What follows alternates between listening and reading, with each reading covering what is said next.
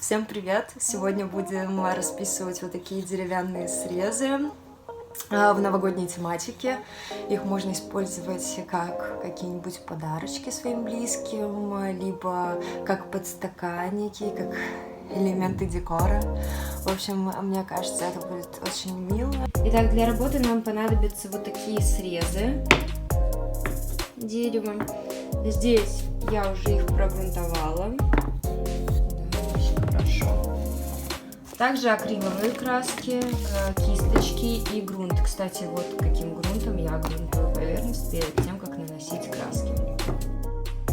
Грунтовать поверхность можно в 2-3 слоя. Иногда на древесине бывают небольшие неровности или микротрещины, и несколько слоев грунта легко исправят эти недочеты.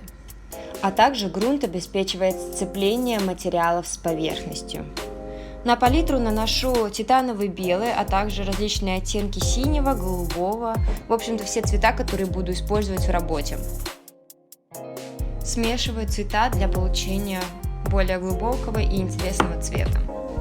Так как рисунок я хотела сделать белого и контрастного цвета, то фон нужно было сделать таким более приглушенным и более темным. Тоненькой кисточкой белилами наношу рисунок нашей будущей композиции и добавляю различные тени, оттенки голубого, синего, создавая очень красивую композицию. Для новогодней тематики я выбрала изображение таких различных зимних животных. Это медвежата, зайчата, лисята.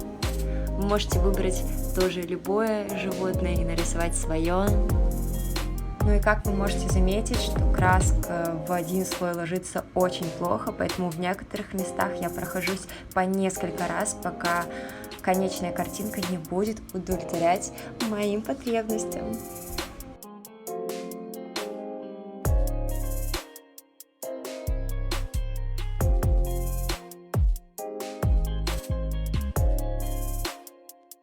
Свободное пространство на срезах мы можем заполнить различными декоративными элементами. Это могут быть цветочки, какие-то листочки, снежинки, точки.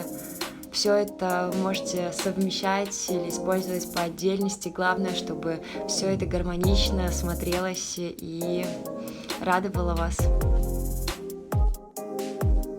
После того, как рисунок будет нанесен, можно покрывать изделие лаком.